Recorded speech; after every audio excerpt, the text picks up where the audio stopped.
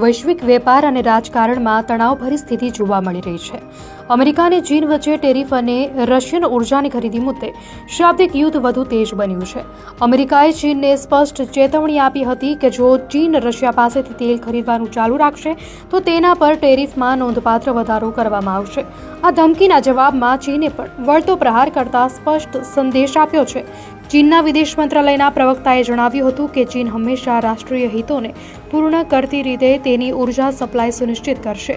તેમણે ભારપૂર્વક કહ્યું કે ટેરિફ યુદ્ધમાં કોઈ જીતતું નથી. દબાણ અને બળજબરીથી કંઈ નહીં મળે.